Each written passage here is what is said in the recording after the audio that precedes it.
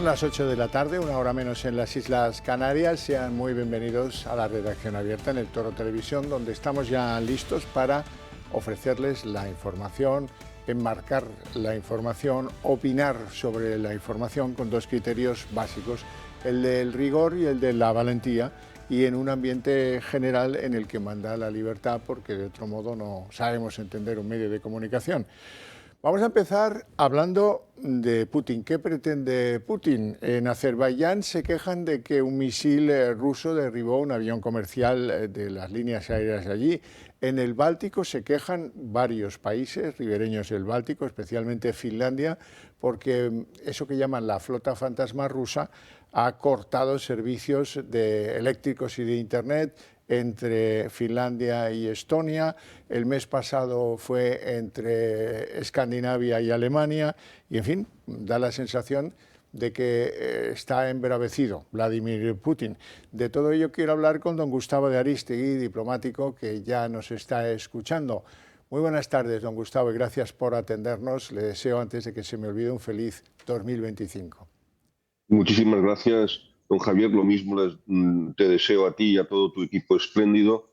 Lo mejor para el 2025 y que Toro Televisión siga subiendo como lo está haciendo en estos últimos años. Eso esperamos. Bueno, ¿en qué anda Putin? ¿Por qué tantos frentes? ¿Por qué involucrarse en estas cosas en estos momentos? Lo último, ese carguero de, digamos, la flota militar civil de transporte que se hundía frente a en aguas internacionales, pero frente a las costas de la región de Murcia, que iba de San Petersburgo a Vladivostok, una visión un poco estrafalaria de la Carta Varina, que parece que tenía que hacer según qué operaciones en Siria.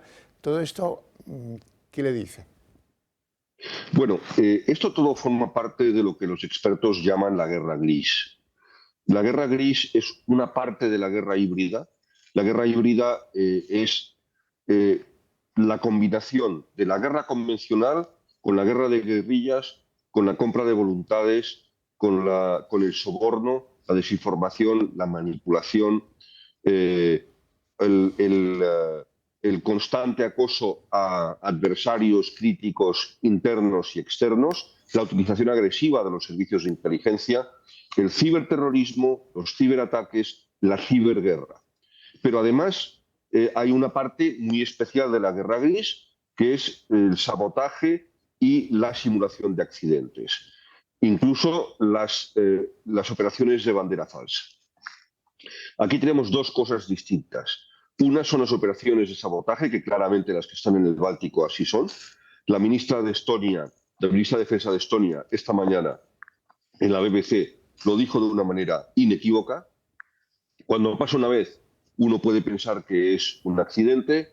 Cuando pasan dos, es difícil creer que es un accidente, pero cuando hay una pauta de comportamiento o ocurrencias similares a lo largo de meses, ya sea afectando al Nord Stream 1, ya sea afectando a los cables de fibra óptica, ya sea afectando a los cables submarinos eléctricos, ahí hay claramente una pauta de comportamiento muy evidente que está apuntando a un sabotaje deliberado.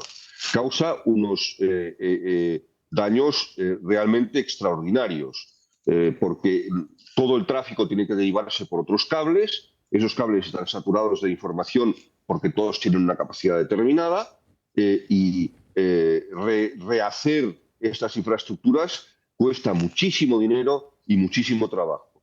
Y no cuesta nada en destruirlas. Ha sido el ancla de los barcos. Echan el ancla, arrastran el ancla se lleva por delante los cables. Unos pocos explosivos pueden hacer cambiar la historia del suministro de gas a Occidente, como ocurrió con el Nord Stream. Eso, la autoría todavía sigue un tanto disputada entre uno y otro contendiente de la guerra de Ucrania. Pero lo del carguero, claro, si uno utiliza la guerra gris, también otros pueden utilizarla. Era un carguero ruso que tenía una misión muy, muy gris, como usted muy bien ha dicho.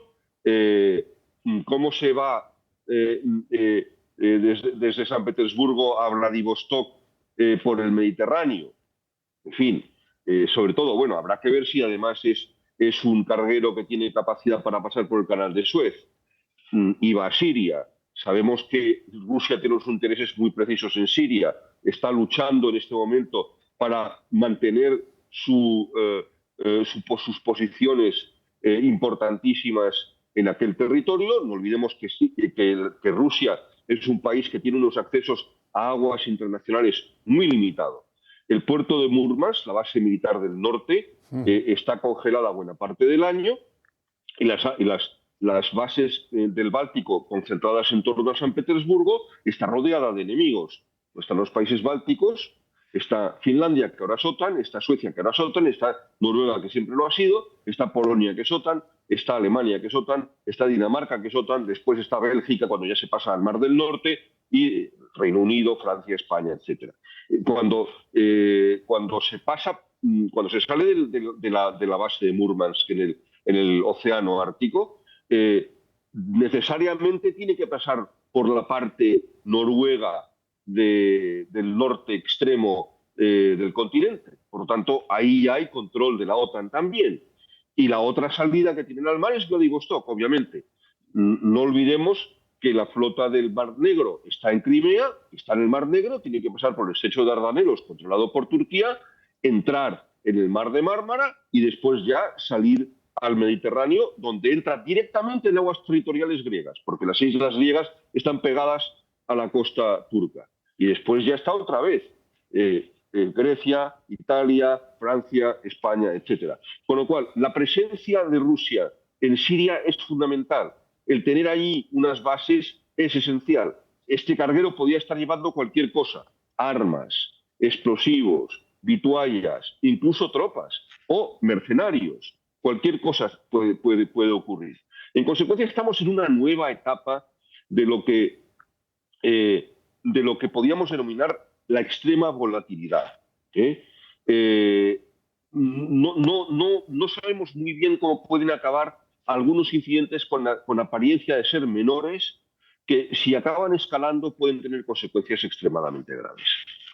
¿Qué importancia le da a ese ofrecimiento de Eslovenia para protagonizar unas conversaciones de paz en torno a Ucrania? Eslovenia tiene un gobierno relativamente prorruso en este momento. En este momento, extrañamente, dentro de la Unión Europea, pues como lo es también Eslovaquia, mucho más, obviamente, Hungría. Eslovenia ha querido apuntarse el tanto de país pequeño, balcánico, ex-yugoslavo, tal, para ver si podía meter la cabeza. No le doy yo excesiva credibilidad en este momento. No creo que tengan el músculo para ello. Es una iniciativa muy encomiable, indudablemente, pero en este momento sabemos que quien va a poner el dedo encima de la carta y decir hasta aquí ya habéis llegado el uno y el otro y aquí se acabó la guerra, es Trump cuando tome posesión el 20 de enero. Ya estaban mandando los mensajes. Él quiere que su primera promesa de yo no empiezo las guerras, yo las termino, y lo va a hacer. Ha dicho ya a Benjamin Netanyahu que Gaza se terminó, ha dicho ya que las operaciones en el Líbano tienen que acabarse y los israelíes están aprovechando, y los americanos también, y además con razón, dicho sea de paso, para atacar posiciones de ISIS y Daesh en Siria y posiciones del ejército sirio, sobre todo atacando aquellos cuarteles y bases que tienen sistemas de armas extremadamente sofisticados, incluso carros de combate. No se puede permitir que eso caiga en manos de una administración que no sabemos en qué sentido va a acabar moviéndose. No sabemos qué puede acabar ocurriendo con el HTS. Después, me gustaría meter la geoeconomía en el medio. Estamos viendo un petrolero en el fondo de las imágenes. No olvidemos que Rusia es el país del mundo que maneja con mayor habilidad y con mayor maquiavelismo la geopolítica y la geoestrategia de la energía, del petróleo y del gas. Rusia, de manera verdaderamente habilidosa, durante décadas dopó, drogó directamente a Europa Occidental, convirtiéndola en un yonki dependiente de su energía fácilmente accesible y barata, petróleo y gas rusos inmediatamente accesibles, sobre todo para las máquinas industriales de Occidente, especialmente la alemana. Y tuvieron un aliado excepcional. Primero a Gerhard Schröder en el gobierno de Alemania, con sus posiciones claramente laxas con respecto a Rusia, y después que después de perder las elecciones el señor Schröder pasa a ser nada menos que miembro del Consejo de Administración de las empresas Gazprom, rusas, Gazprom, etcétera, etcétera. Con lo cual, aquí tenemos que ver con toda claridad que hay una capacidad estratégica en los adversarios de Occidente que Occidente no acaba de entender. Tenemos una medida del tiempo, una visión de las cosas distinta. Me gustaría hablar de la teoría VUCA, que es una teoría que surge, que la conocen muy bien los estudiantes de MBA o de máster en finanzas internacionales, porque se les enseña en las escuelas de negocios, pero no es una teoría estrictamente de estrategia económica, es una teoría de estrategia militar. Se empezó a enseñar en la Escuela de Guerra de los Estados Unidos, que es la Escuela de Estado Mayor, US Army War College, en el año 1987.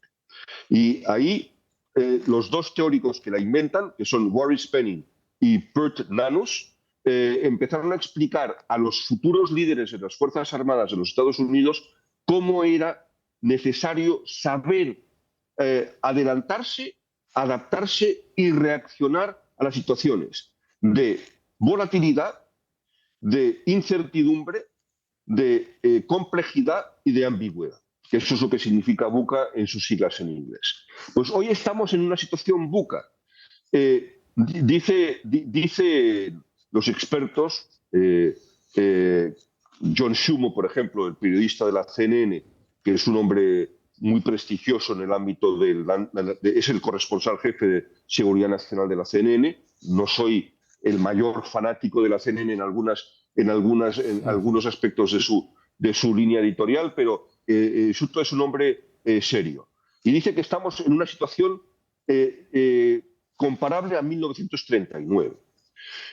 Yo creo que hay diferencias. Lo que sí creo es que estamos en una situación de riesgo que puede llegar a ser un 39, con consecuencias muy distintas. Una guerra mundial sería muy diferente en el año 25 que lo fue en el año 39.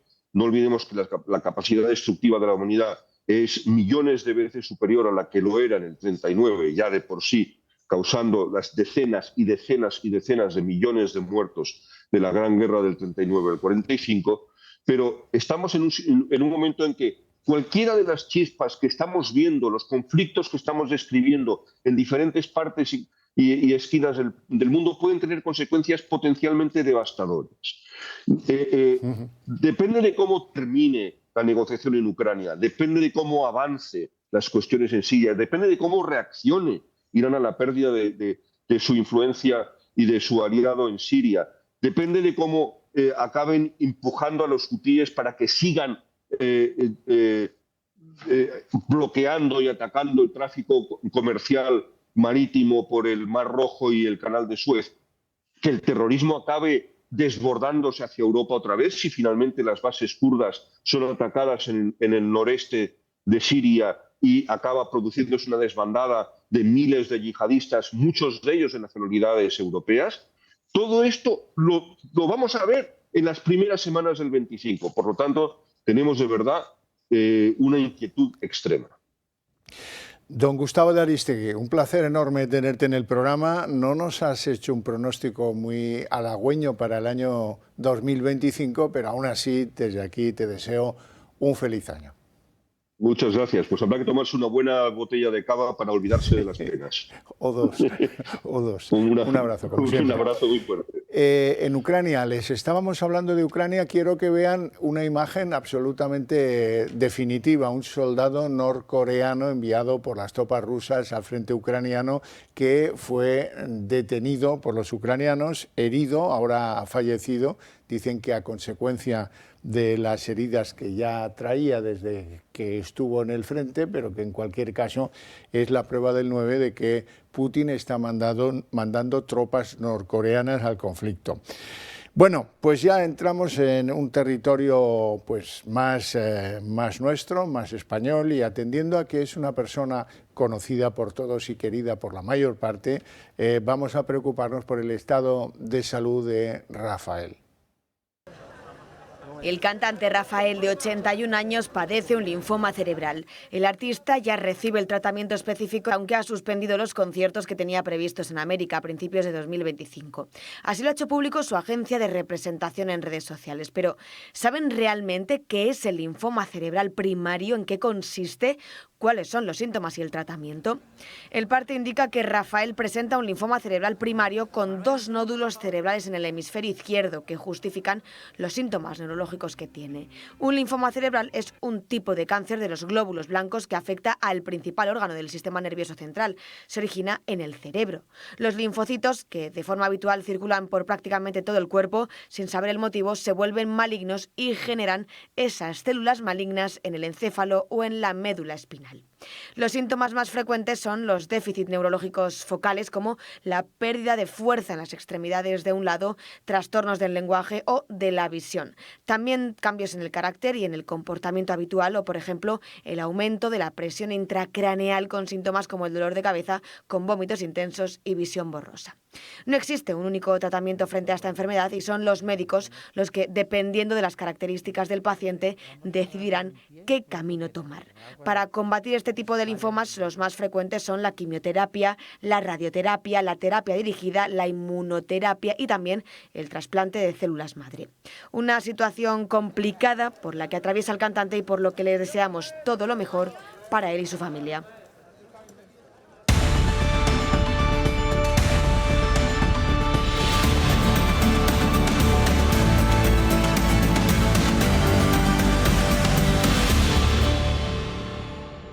Nos vamos enseguida a la mesa de análisis político porque hoy baja bastante intensa la información. Lo primero, presentar a nuestros invitados. Jorge Sanz, muy buenas tardes. ¿Qué tal? Muy buenas tardes. Don Jorge Sanz, su director del debate. ¿Qué tal? Encantado. ¿Todo bien? Todo bien, todo bien. Me alegra mucho. Y don Carlos Entrena, eminente jurista y presidente del Club Liberal Español. Buenas tardes. Muy buenas tardes. Feliz Navidad y todo eso. Feliz Año Nuevo. Eso es. Y que nos traiga algún regalo interesante. Bueno, vamos a empezar. Ayer iniciábamos una reflexión sobre algunas cosas que nos debe Sánchez, algunas cosas que ha producido Sánchez durante este año, y hoy nos queda la segunda entrega que vamos a ver a continuación.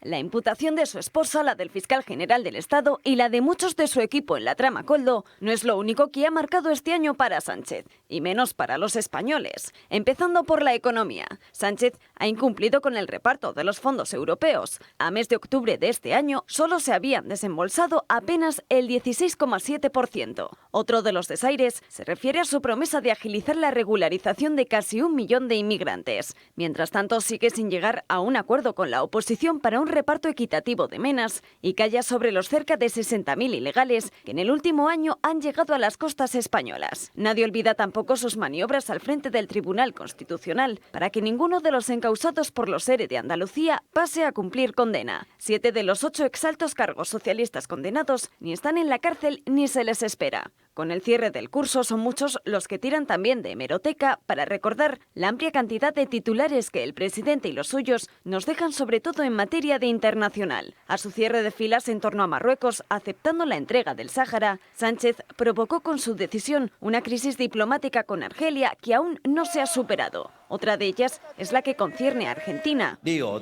aún cuando tenga la mujer corrupta, digamos, ensucia. Después de que el propio gobierno de Sánchez le hubiese insultado. Yo he visto a Milei en una tele y yo dije, según le estaba oyendo, ¿os acordáis cuando salió, no sé en qué estado y previa a la ingesta o después de la ingesta de qué sustancias? Purgaron a su embajador y se rompieron todo tipo de relaciones con el país hispano. También sucedió en Venezuela en respuesta a una propuesta del Congreso que instaba al gobierno a reconocer a Edmundo González Urrutia como ganador de las elecciones y presidente electo del país. El último conflicto tiene que ver con Israel, después de que Sánchez abriera la puerta al reconocimiento unilateral del Estado palestino y encabezar la propuesta al margen de la Unión Europea. Pero para sostenerse después de todo esto en Moncloa, Sánchez ha protagonizado 2 episodios más de los que no ha hecho balance al concluir el año. Uno son sus cesiones a sus socios independentistas, empezando por la propia ley de amnistía, la reforma del Código Penal para eliminar el delito de sedición, el traspaso de la inmigración a Cataluña y aumento de las funciones de los Mossos y la condonación de la deuda para toda la comunidad. Y otras cesiones, en este caso al brazo político de ETA, para facilitar en primera instancia el retorno de los presos, la expulsión también de la Guardia Civil de Navarra e incluso la nueva redacción de la Ley de Memoria Democrática que sirva para el blanqueamiento de la banda. 2 notas de rabiosa actualidad. Por un lado, hoy ya no queda nadie en la cárcel, ya no queda nadie pendiente de nada en el asunto de los ERES, hoy. Y en segundo lugar, a mí me llama mucho la atención, no sé qué dirán nuestros invitados, pero me llama mucho la atención que en materia diplomática todas las crisis que les hemos contado las ha producido una persona, el presidente del gobierno. No es que haya habido algo que se ha solucionado mal, no, es que ha sido iniciativa de Pedro Sánchez en los 4 casos anunciados. ¿Qué os parece lo más grave, don Jorge? Lo más grave, pues a mí... A ver, es que el resumen es tan amplio y tan grande que es verdad que te dibuja un panorama de un pasado muy triste y poco edificante, pero me inquieta bastante el presente, desde el momento en que cualquier noticia que rodea al gobierno se resume en 2 materias, que es debilidad parlamentaria, lo que constata que la legislatura nació muerta, que no eran más, como decían en Ferraz, y agenda judicial.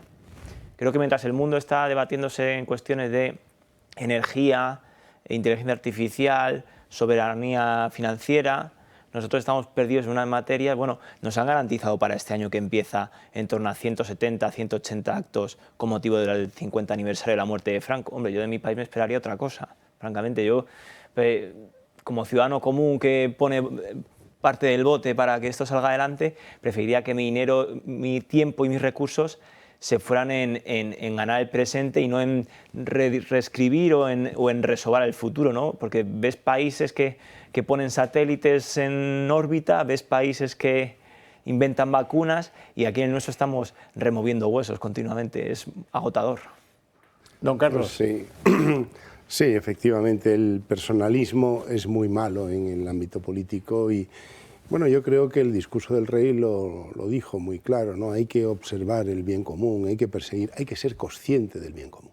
Pero yo creo que, contestando a la pregunta de qué es lo más grave, si toda esta situación en las relaciones internacionales, que ha sido lamentable, todos estos puntos concretos motivados por una reacción estomacal de este señor, para mí lo más grave como jurista es la desnaturalización del Tribunal Constitucional. El haber casi conseguido, él, por su influencia, por sus amistades, por su forma de actuar tan sectariamente con sus amigos del Tribunal Constitucional, el que haya modificado una sentencia del Tribunal Supremo en base a nada.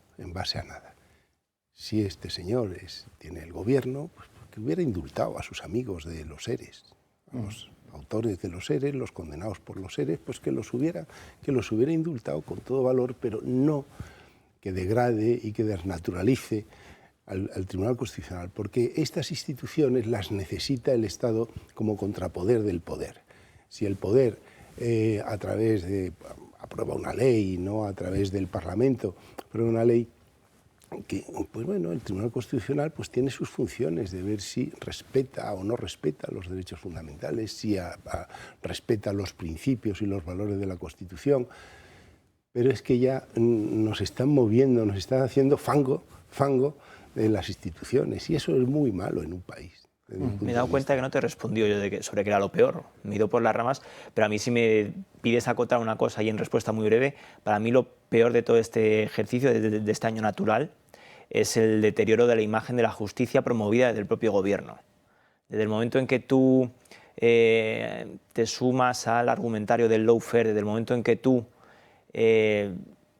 tachas de prevaricador a un juez como el juez Peinado, desde mismísima Moncloa, con Óscar López a la cabeza, y desde el momento en que tú corriges y limas una sentencia del Supremo, como comentaba ya Carlos, estás alimentando un caldo de cultivo para que en la población se empiece a pensar que los jueces a lo mejor no son para tanto, y que a lo mejor venga por ahí el camino y vaya sembrando ¿cómo decirlo?, pues el ambiente necesario de la justicia popular. La justicia popular, o que sea la Fiscalía la que empiece a instruir, o este asunto sí, en efecto, la justicia popular, lo que defiende Yolanda Díaz, que no necesariamente haya que tener una oposición para ser juez, por aquello de que, oye, es que a lo mejor no todos los ciudadanos se pueden permitir estar 5 años haciendo una oposición, o 3 o 4, los que se necesiten, ¿no?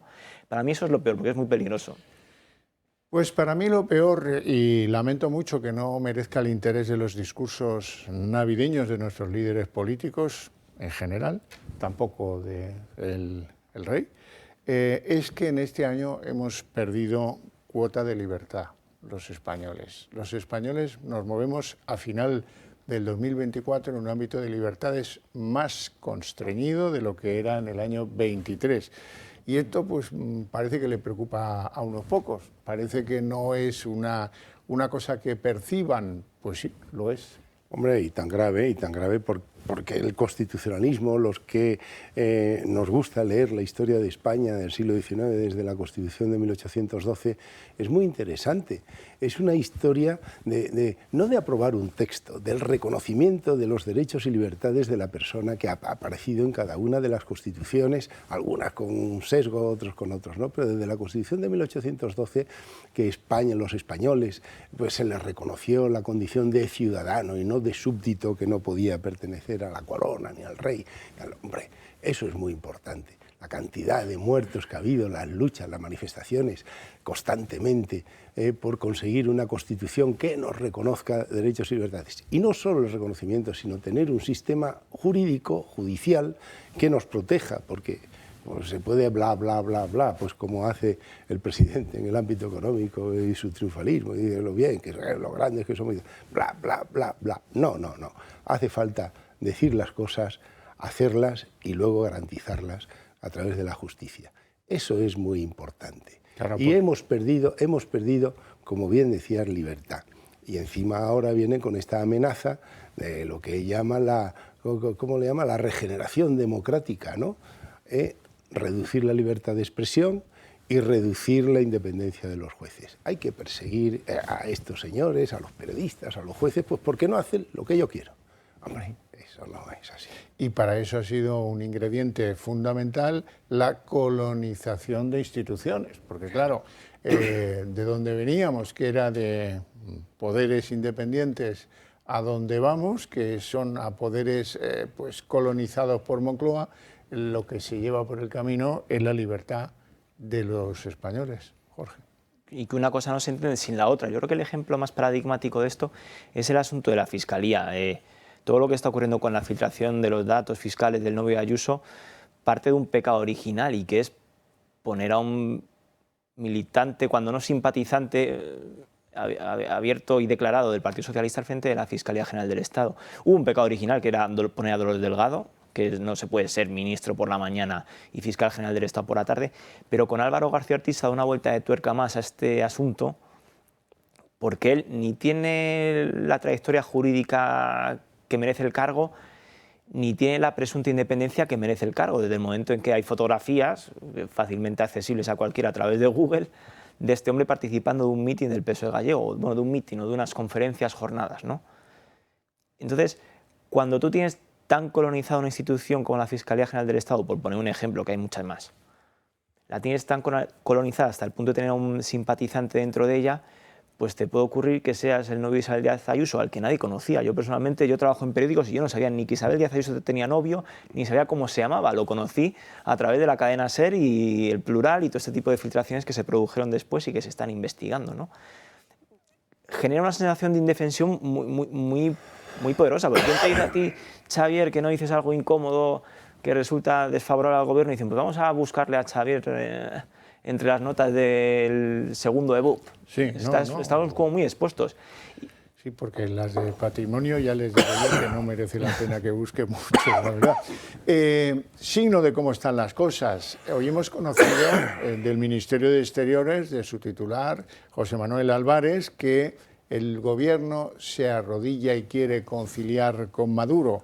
Y les hemos enviado a un embajador que se llama Álvaro Albacete, que es un hombre de tendencias podemitas, se diga lo que se diga.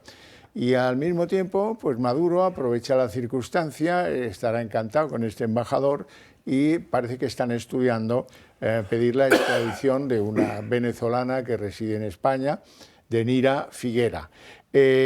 Bueno, pues sigamos, esto va de esto, en un momento en el que algunos venezolanos esperaban que el gobierno reconociera al ganador de las elecciones, Edmundo González Urrutia. El gobierno se enroca en la defensa o en querer hacerse simpático con Nicolás Maduro. Eso es lo que tenemos. Hablábamos de fiscales, decía usted, ¿no? Venga, vamos a desarrollar el asunto fiscales. Hoy hay algunas novedades que tienen que conocer. Hay asociaciones de fiscales, que no todos son iguales, faltaría más, que cargan contra la fiscal jefa de la Inspección Fiscal. Critican que esta señora, María Antonia Sanz Gaite, no inició una investigación interna de oficio para depurar responsabilidades por la presunta, ya no tan presunta, pero se debe decir así, filtración de los datos del pareja de la presidenta madrileña Isabel Díaz Ayuso. Acusan a esta fiscal de querer tapar el escándalo, que no me parece que sea su función. Por cierto, va a haber una retahíla a mitad de enero de fiscales que van a pasar por el Supremo, todos los envueltos en esos mensajes que ya conocemos, en ese trafiqueo con la información de un contribuyente, en este caso será o no será delincuente fiscal, eso lo tendrá que determinar un juez y desde luego no lo puede usar ni María Jesús Montero, que lo hizo, ni el propio presidente del gobierno. Están citados para conciliar el presidente del gobierno y para sentarse y discutirlo en un juzgado María Jesús Montero. Efectivamente, esto es uno de los hechos más graves que ha ocurrido este año, pues porque antes decía que las constituciones a los españoles se nos reconoce como ciudadanos en vez de súbditos. Sin embargo, a este señor lo han tratado como un súbdito. Han utilizado un expediente administrativo fiscal para atacar a su novia, que coincide que es la presidenta de la Comunidad de Madrid. Pero bueno, con independencia de eso, es que no se puede hacer uso de un expediente administrativo de esta forma, es que está en el Código Penal, es que es un delito el hacer un uso, el comunicar datos de este expediente que tú conoces por razones de secreto, por razón de tu cargo y con secreto profesional. Este señor, el fiscal general, le requirió a los fiscales de Madrid, a la jefe y bueno, la jefe y la otra señora y tal, una le dijo que no tal, el otro se lo mandó, la otra tal, en fin. Ha habido una cantidad de fiscales de la Fiscalía de Madrid que desde luego han estado conociendo de esta situación y este hombre, el fiscal general, pues con toda desfachatez ha actuado y luego lo habrá comunicado donde lo haya comunicado porque no se lo comunicó él directamente a Lobato, al portavoz del PSOE entonces en la Asamblea de Madrid, sino que utilizaría los sistemas de la Moncloa, los medios de la Moncloa, hombre. Es que ya es un uso partidista de la información administrativa y de un expediente administrativo que un funcionario conoce por razón de su cargo, que eso está en el Código Penal. Está en el Código Penal, además con 3 o 4 tipos penales. Vamos a ver cómo se desenvuelve pero desde luego el magistrado del Tribunal Supremo que está instruyendo este asunto, pues estoy convencido que lo va a analizar con todo detenimiento y va a ir tomando declaración uno detrás de otro y va a ser pues un verdadero vía crucis para la Fiscalía. Lo mejor que puede hacer el fiscal general sería irse. Jorge Sanz, a esto le pudiéramos llamar con toda propiedad una conspiración para entorpecer o para perjudicar a un rival político. Hombre, desde luego, porque el PSOE con todo este asunto lo que está montando es una especie de, no sé cómo decirlo, una especie como delitos de transmisión marital, ¿no? Es decir, que los presuntos delitos que haya cometido tu pareja te puedan penalizar a ti como adversaria política, lo cual a mí no me parece no me parece presentable, porque además en teoría, los presuntos delitos que hubiera cometido este señor eran anteriores incluso a su relación con Isabel Díaz Ayuso, por lo que tengo entendido, que yo tampoco de revistas del corazón no me manejo. A mí, por lo que lo preguntaba a varias personas en estos días sobre este asunto, si es posible que en efecto haya una resolución o una condena a Álvaro García Ortiz por todo este asunto, a mí a día de hoy me dicen que, salvo que, y me sabe mal a lo mejor pinchar el globo para aquellos que le tengan ganas al fiscal general del Estado, pero salvo que las compañías que rigen las redes de mensajería instantánea colaboren, que es algo infrecuente muchas veces, esto puede encaminarse a un archivo en fase de instrucción y que la cosa quede en nada. Dicho todo lo cual, si se archiva, porque obviamente de la realidad policial a la realidad judicial siempre hay un camino muy largo y en el que te dejas pelos en la gatera, sí que está probado que todo este asunto se urdió desde Moncloa con la intención que tú señalabas, es decir, utilizar las presuntas irregularidades de una persona para perjudicar a la persona que duerme con esa persona. De ahí lo que decía yo de los delitos de transmisión marital. Es un hecho completamente inédito, o al menos desde que yo tenga recuerdo, de proceder así con un adversario político, y que lo que genera sobre todo es mucha indefensión, es decir, que tú, por las simpatías, afinidades que tengas, te expones a una exposición pública, valga la redundancia. Es decir, que si tú eres amigo, novio de un adversario del presidente, pálpate la cartera, porque pueden ir a por ti. Es una sensación de indefensión bastante desagradable. Bueno, es evidente, no vale la pena perder en esto, más allá de los segundos que me cueste decirlo, que Pedro Sánchez, Moncloa, el PSOE, tienen fijación por Isabel Díaz Ayuso desde tiempos de la pandemia o incluso mucho antes. Es verdad que la fijación cada vez más parece ser mutua, porque algunas veces hay que oír a Isabel Díaz Ayuso. Isabel Díaz Ayuso decía anteayer, es que cortan el agua y la luz a Madrid. Hombre, tanto no. Si pudieran, probablemente lo harían. Pero como lo del agua depende del canal de Isabel II, pues no van a poder, lo siento, se siente. Y lo otro son compañías privadas, tampoco van a poder gran cosa. Que hay un interés por no favorecer inversiones, por perjudicar los cercanías madrileños, por hacer que se vea como insolidaria la Comunidad de Madrid, eso por supuesto, en eso estamos todos a favor. No reconocer que ganó por mayoría absoluta la señora Ayuso, que es bastante importante, ¿verdad?, entre políticos, esto debiera ser algo que mueve a la reflexión. No parece que mucho, porque hoy estaba en una entrevista en Onda Cero el ministro Puente, que bueno, pues ha dicho algunas cosas interesantes. La principal viene a demostrar lo que yo les decía, que el odio a Isabel Díaz Ayuso es la razón de ser de muchos. Vamos a escucharlo. Óscar Puente no se corta. ¿Hasta qué punto ha llegado este personaje a ser tóxico para este país? Es de una toxicidad. Se refiere a la presidenta de la Comunidad de Madrid, a Isabel Díaz Ayuso, como un personaje tóxico. Lo ha hecho esta mañana en el programa Más de Uno de Carlos Alsina, en Onda Cero. Este país lleva bailando al sol que marca la presidenta de la Comunidad de Madrid pues un montón de meses, incluidos Tribunal Supremo, Fiscalía General del Estado, juzgados, etcétera. Y todo parte de un momento en el que se descubre que una persona con la que convive la presidenta de la Comunidad de Madrid presuntamente comete un delito fiscal, ¿no? Y entonces, a partir de ahí, fíjense lo que ha pasado en este país. Investigaciones a la familia del presidente del gobierno con denuncias de organizaciones ultraderechistas basadas en bulos. El ministro de Transportes se atreve a asegurar que todo lo provoca ella. Al final, al que se busca no es al fiscal general del Estado, ni es a Begoña Gómez, ni es al hermano de Pedro Sánchez. Al que se busca es al presidente. Lo que hace es quitarle importancia al fiscal general del Estado, dando a entender que no hay pruebas contra él. Y está todo el país dándole vueltas a un correo electrónico en el que lo único que se desvela es que el pacto al que supuestamente las partes estaban abocadas a llegar o no, lo propuso el acusado, no el fiscal. Vamos a ver, la pregunta es, tiene que ser el fiscal general del Estado, pero ¿hay alguna prueba que le involucre en este momento? Eso lo decidirá el tribunal. Pero no ha sido el único tema del que se ha hablado en la entrevista, también de Ábalos, de Aldama y de lo que le provoca el comisionista. Creo que de lo que se trata es de que el que la hace, la pague. sea quien sea.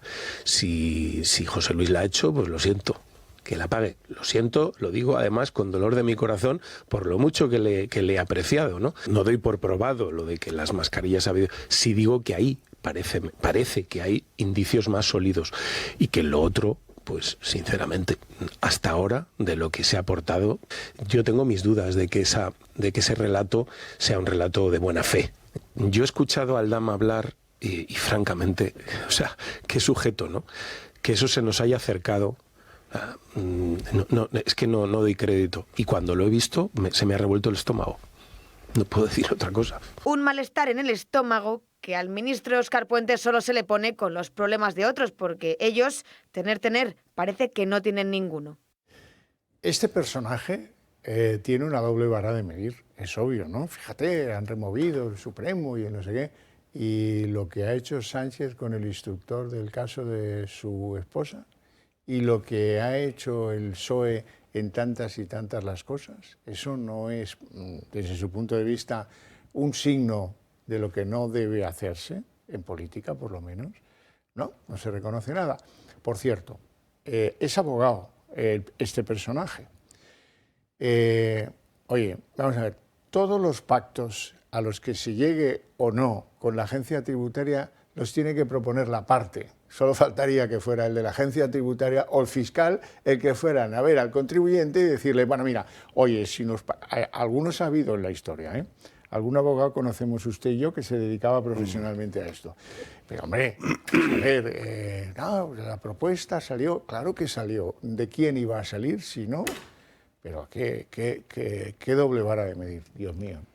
Sí, este señor ha hecho una débil defensa de su jefe. Desde mi punto de vista, lo mejor que puede hacer es descansar estos días, porque esto de ir criticando a Ayuso como si fuera la que ha provocado toda la acción de la justicia en el entorno de la esposa del presidente, pues sabe que no tiene razón, que no es así, que Aldama ha sido un amigo de ellos, un colaborador que ha estado allí en Ferraz, y pues no sé a qué viene esta excusa general, porque es que se lanza de una forma absolutamente, yo creo que con falta de sustancia. No hay ninguna razón criticar, a decir que Ayuso es tóxica, que lo ha inventado todo, que es bulo, hombre, por favor, es que vamos, ni que los jueces hubieran picado ahí como unos pardillos en este asunto. No, hombre, no. La señora del presidente, desde la Moncloa, haciendo uso de las instalaciones, de las relaciones, de los emails, de las cartas, de los membretes, etcétera, y de la posición de gran influencia, pues ha montado lo que ha montado.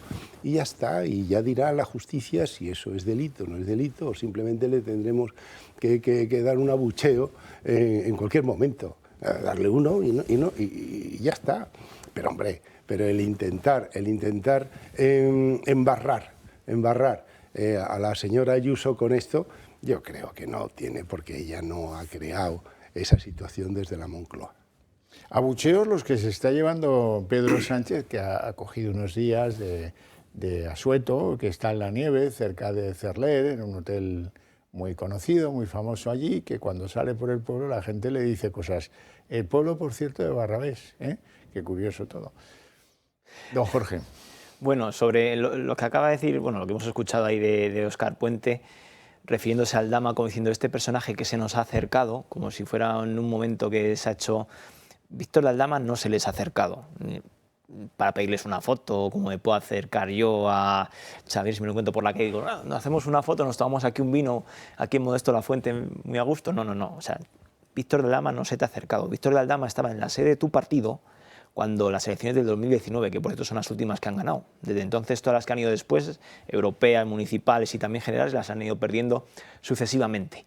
Víctor de Aldama estaba en los manejos de la cátedra de Begoña Gómez. Víctor de Aldama estaba en el asunto del rescate de Air Europa.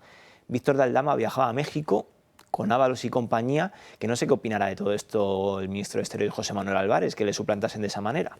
Víctor de Aldama estaba en el asunto de Delci, que es el único asunto del que, a pesar de que todos están de gira, Ábalos, Koldo, Aldama, todos hablan, todos hablan de todo, pero el caso de Delcy no se toca, por lo que sea. Lo que a mí personalmente como espectador neutral me invita a pensar que todo lo que estamos viendo son miguitas de pan al lado de lo que se pudo mover allí, ¿no? Entonces, Víctor Aldama no se les ha acercado. Víctor Aldama está metido hasta la médula del ministerio y de algunos más, pero sobre todo del ministerio con mayor carga presupuestaria, que era el Ministerio de Fomento. Donde, por cierto, Aldama se movía con absoluta libertad, aparcaba en el parking oficial, donde no es fácil, no lo crean, no, hay que tener sus acreditaciones. Esto se lo debía procurar Koldo, pero bueno, oye, personaje de Valladolid, vamos a ver. Lo que te toca, poner ciertas normas en ese ministerio del cual es titular ahora. Decirles también, hay tantas cosas, ¿verdad?, que hay que comentar, que no se nos puede escapar esta. Begoña Gómez, hoy publica un periódico digital que Begoña Gómez impuso la contratación de la que fue su secretaria cuando estaba en el mundo privado en una compañía que hacía encuestas callejeras, Cristina Álvarez, sin que en Moncloa, esta señora es directora general del Ministerio de la Presidencia, Félix Bolaños, territorio Félix Bolaños. Esta señora fue contratada y Moncloa ni siquiera llegó a entrevistarla. Así es que, pues claro, era fundamental que Begoña decidiera quién, cómo, cuándo y por qué precio iba a entrar a trabajar para ella, haciendo gestiones económicas de carácter dinerario, por su cuenta, una funcionaria contratada, pero funcionaria al fin y al cabo, porque el sueldo se lo pagábamos nosotros, Jorge. A mí este tema me escama muchísimo, más allá de las repercusiones legales que pueda tener, de si finalmente que una funcionaria de Moncloa trabaje en los asuntos privados de la mujer del presidente pueda ser malversación o no. A mí hay una cosa que me enerva mucho, desde mi mentalidad austera. Esta mujer cobra 49.000 euros al año. Que habrá quien diga, algún pudiente diga, bueno, pues tampoco es tanto, chocolate del loro. 40.000 euros al año es un 80% más de lo que cobra un español medio, sin necesidad de frisar el delito de malversación. Es decir, tenemos gente en esta especie de corte del faraón, en este récord de asesores con el que a veces hacen chanzas, tenemos un agujero montado descomunal. O sea, no puedes, yo me niego a aceptar que se pueda formar una corte de cerca de 1.000 y pico asesores entre 23 ministerios en los que no hay un mínimo filtro ni criterio de selección, digamos así, homologable al de una empresa más o menos privada o más o menos seria, ¿no? Y que se te cuele gente así a cobrar 49.000 euros, a mandarse correitos con reales diciendo a Begoña le haría mucha ilusión que seguiréis poniendo dinero en la cátedra, sea mucho, sea poco, nos vendría bien y me ha dicho que os traslade este deseo, ¿no? Todos los que sostienen que la actividad de Begoña Gómez es privada, es muy fácil desmontar ese discurso del momento en el que dices no puede ser una actividad privada si hay una funcionaria pública mandándose correos con una empresa privada. Con membrete. Con membrete. Tú imagínate, ponte en la piel de ese empresario, me da igual que sea de Reale, que sea de cualquier otra empresa, al que le llega un correo terminado en @moncloa.gov.es. Y lo abres y sale el logo amarillo. ¿Y cómo te lo tomas? ¿Le dices que sí, le dices que no? Pues sí, efectivamente se crea una situación muy incómoda a esa empresa, a ese consejero delegado que recibe la carta. Se crea, ¿no? Se desea crear. Porque está fácil como abrirse una cuenta de correo sin membrete. Claro, para que reaccione bajo esa presión. Eso es lo que se llama influencia, es forzar, es una coacción moral, es una... Porque antiguamente el otro se decía, usted no sabe con quién está hablando. Eso, usted no sabe quién soy yo, con quién está hablando. Hombre, eso, primero es muy feo. Luego tiene un aspecto de coacción. Y luego que la secretaria, aunque de esta señora, aunque haya ascendido a empleada pública de la naturaleza que sea y que gane lo que sea, hombre, que pida dinero a las empresas para una función particular de la señora del presidente, es que eso ya es, no es que es muy feo, yo es que creo que eso ya es un delito. es un delito de tráfico de influencia, lo que se está analizando precisamente en el juzgado y que luego el tribunal correspondiente pues tendrá que juzgar. Pero bueno, esas son las cosas que hay que saber. Es que en la administración pública hay que saber que cuando alguien trabaja, pues que tiene su código deontológico, que es el estatuto del empleado público, que hay una ley de la función pública, que hay una serie de obligaciones y que entonces que no se puede hacer ese tipo de cosas. Y si las haces, pues te juegas esta situación tan incómoda de estar en los juzgados todos los días, o casi todos los días. Tanto la mujer del presidente como Cristina Álvarez, que es su secretaria anterior y que ahora sigue siendo su secretaria con cargo en Moncloa. Y ya aprovecho para decir que es que hay que distinguir lo que es la política y el político que llega para dirigir la administración pública de la administración pública. Y tengo que hacer un llamamiento permanente, y siempre que escribo algo lo digo, de que los funcionarios tienen que ser muy independientes y actuar con arreglo a la ley, porque no se puede ceder, como el otro día comentaba alguien, en las mesas de contratación o en los informes de la contratación pública, no se puede ceder a la petición de un jefe o de alguien de fuera. No, señor. O la carta de recomendación. O la carta de recomendación.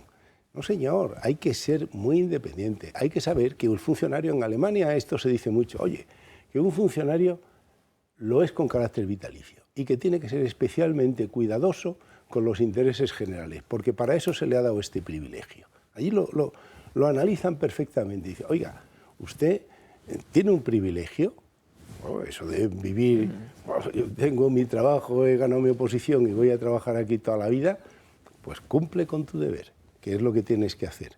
Y eso es lo que falta a lo mejor en España, en algunos casos, ¿no? Porque la función pública en general es muy seria, ¿no? Hay una diferencia con respecto a Alemania en ese sentido, en lo que viene siendo el empleado público. En España la diferencia entre el sueldo de un empleado público y el de un empleado del sector privado es de un 24%, 24,95, casi un 25%. Es decir, un empleado público en España cobra de media un 25% más que un empleado del sector privado. En Alemania, donde en efecto esos cargos son vitalicios, la diferencia no llega al 1%. ¿Qué quiero decir con esto? Que una persona que llega elegida a Moncloa con un sueldo que es improbable en el sector privado, difícilmente va a ser independiente o desleal para con aquel individuo que la ha metido en el sector público, sobre todo si es un cargo de este tipo pues eventual, discrecional o a dedo, para entenderlo. Sí, sí, pero por eso hay que hacer las oposiciones. Sí, sí, pero porque vamos a ver. Si entras a dedo, le debes un favor. Estamos hablando de la función pública, que está muy sindicalizada en nuestro país. Estamos tanto en la Complutense como en la Moncloa. Yo no he escuchado a nadie de ningún sindicato, ni de Hacienda, ni de nada, ni del Ministerio de Economía, ni de Moncloa, ni de la Complu, a nadie que salga y diga, no, yo ya dije que esto no se podía, que esto era una irregularidad tamaña supina. ¿Cómo que entró Cristina Álvarez a trabajar a la Moncloa sin que nadie la examinara? La examinara, la reconociera y la aprobara. ¿Cuál fue el criterio? El capricho de Begoña. ¿Va? Pues así nos van las cosas. Vamos a publicidad.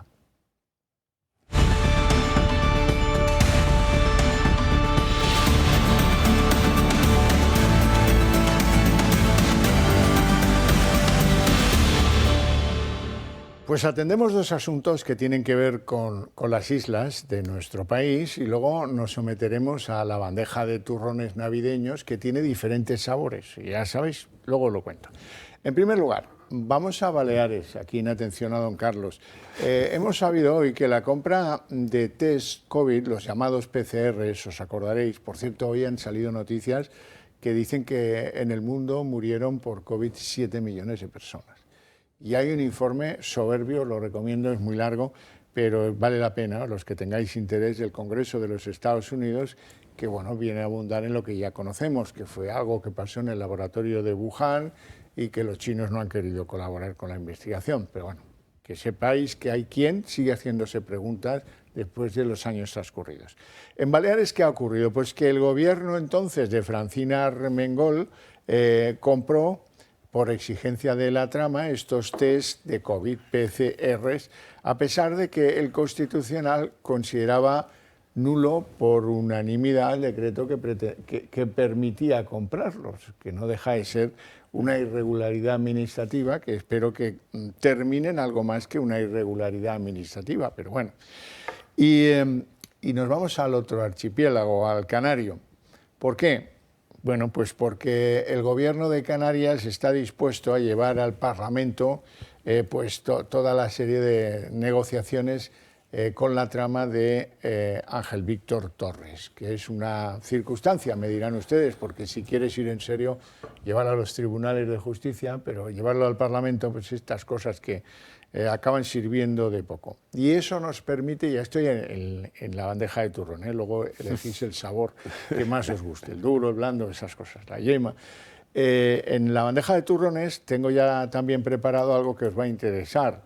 El asesor de Ábalos, eso es, el asesor de Ábalos le escribió este mensajito al número 2 de Ángel Víctor Torres, es decir, que Ángel Víctor Torres no solo colaboraba, era una especie de cooperador necesario de la trama, sino que involucró en esa condición a alguno de su equipo. El número 2, del que era entonces presidente de Canarias, le instaba el asesor de Ábalos a que pagaran de forma inmediata al Dama, porque así podemos relajar la situación. Cuando uno dice eso, se supone que vive una situación tensa, ¿no? Digo yo. Claro. O sea que andan los dos archipiélagos comprometidos, son como los huevos con bacon, ¿eh? El cerdo está algo más que comprometido, pero bueno, esto... Don Carlos. Sí, no, está muy bien dicho. Es que el que paga, le estaban diciendo a Torres, es que el que paga descansa, ¿no? Sí. Y el que cobra también. El que cobra más. Y el que cobra más. Esto, pues es que la verdad es que esto entre pillos anda el juego. Si es que eran unos contratos que eran unos contratos hechos a dedo por razones de emergencia, con carácter ilegal, porque luego no sé si han tramitado o no han tramitado el expediente administrativo, que en los casos de emergencia también luego hay que tramitar y poner todos los documentos necesarios. Es que son pillos corruptos. Oye, paga tal, te he mandado, que te llega del laboratorio, te llega el COVID, las vacunas, que te llegan las mascarillas. Por favor, entre pillos anda el juego. Si es que esto no tiene un pase. Es que esto no tiene un pase. Esto es una cosa que... Y mientras los españoles muriendo. Y mientras los españoles en los hospitales. Muriendo en los hospitales. Yo me acuerdo perfectamente las imágenes de los hospitales con los pasillos llenos de gente, en la puerta esperando poder ingresar a gente, que no había respiradores. Mira, yo compré un respirador en Alemania para que me lo mandaran aquí y no me llegó. A mí lo que me preocupaba era la falta de aire. Y entonces me compré un respirador por internet y no me lo entregaron. Y entonces la empresa alemana me mandó una carta diciendo: no hemos podido entregarle el respirador por problemas en la aduana, muy elegante, muy fino. Si quiere usted, se lo volvemos a enviar y además le hacemos un descuento del 20%. Le dije: sí, mándemelo. Yo la verdad es que yo creo que esto cuando llegó ya se había pasado todo aquello. Nos habían vacunado varias veces, pero es que prohibieron la importación de productos porque hicieron un monopolio de todo lo que se tratara, de todo lo que trataran mascarillas, vacunas, respiradores, porque querían su negocio. Tan crudo como eso. Sí. Jorge. Yo, saliéndome un poco del debate a lo mejor jurídico, judicial y de cuánto puede haber de delictivo en esto o no, por aludir al caso de Baleares en primer lugar, que es el que se hablaba, allí mandaba una persona que hoy es la tercera autoridad del Estado. Y Francina Armengol terminó la pandemia con... Y que al Dama le llamaba Vic. Vic, perdona, eso era del sí. Esta le llamaba cariño. A ella querida. Eso, querida. Bueno, más allá de eso, sobre el asunto de Baleares, allí gobernaba una persona que hoy es la tercera autoridad del Estado. Y Francina Armengol terminó la pandemia con 2 hitos en su mandato, estas PCR presuntamente inconstitucionales y con un reconocimiento personal de que ella se había saltado el confinamiento para irse de copas. y esta mujer es hoy la tercera autoridad del Estado. Sobre el asunto Canarias, ese Koldo urgiendo a la Administración a que hagan el favor de pagar, pues le preguntaría yo a Óscar Puente, ya que lo hemos escuchado antes. ¿Koldo también se os acercó? ¿Koldo también es un intrusillo, un pequeño Nicolás? Koldo sale elogiado en las memorias de Pedro Sánchez, en las que no escribió él, pero sí dictó, sale muy elogiado. Y es el que le guardaba los avales a Pedro Sánchez. ¿Qué quiero decir con toda esta digresión? Pues que básicamente lo que le exigiría a cualquier otro partido en el gobierno, incluso siendo otro signo. La tercera autoridad del Estado no puede ser una persona que la pillan de copas durante la pandemia. Mientras la gente común no podían enterrar a sus muertos por presuntas restricciones, ¿vale? Que muchas veces se demostraron leoninas e incluso científicas. Y no se te puede meter en la misma cúpula del Ministerio de Fomento para negociar contratos un señor cuya experiencia laboral se resume en vida nocturna. Y tu ministro de Sanidad no puede ser filósofo, como pasó con Salvador Illa. Quiero decir, urge una revisión del capital humano que manejamos como país. No puede estar como tercera autoridad del Estado esta mujer, ni puede estar al frente del Ministerio de Fomento un profesor, un maestro de escuela, ni puede ser ministro de Sanidad un filósofo. Hace falta, creo que, elevar ya no solo el debate, sino los recursos humanos, el capital humano que se maneja para llevar las riendas de un país. Por cierto, ganas tú. No le llamaba querido, sino cariño. Cariño, ¿verdad? Ganas tú. No, bueno, las cosas son así, quedan por escrito y luego... Algo asombroso. La UCO está investigando ofertas de trabajo recibidas por Ábalos de constructoras que, bueno, ya investigará la UCO, pero se me antoja que algún favor tenían que pagarle a Ábalos cuando perdió su condición de ministro todopoderoso y a la vez del secretario de organización del PSOE.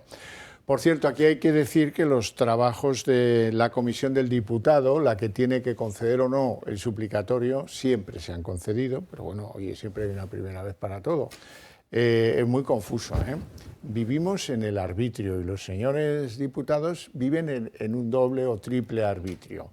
El suplicatorio para que los procesen en el Tribunal Supremo por ser... Bueno, pero si esto lo que le reprochan a este no tenía que ver nada con su actividad como diputado, da igual, tiene que pasar por ahí. Hoy han comenzado esos trabajos, lo que esa comisión decida lo tiene que trasladar a un pleno, donde ahí pasan cosas que no me gustan nada. No digo en este caso, que a lo mejor incluso hasta favorece pues, la concesión, pero ¿por qué tiene que ser secreta esta votación y ninguna más? Los señores del Pleno del Congreso de los Diputados, todos vemos lo que votan, los puntitos esos verdes o rojos. En este caso no. Cuando se trata de votar si damos el suplicatorio al diputado X, por ejemplo, aquel canario Rastas, ¿os acordáis? Alberto Rodríguez, se llama... La votación es secreta. ¿Cómo que secreta? ¿Pero qué me estáis contando? ¿Cuánto arbitrio, cuánta ventaja tienen los señores diputados, ¿no? Y qué pocas tenemos los de a pie.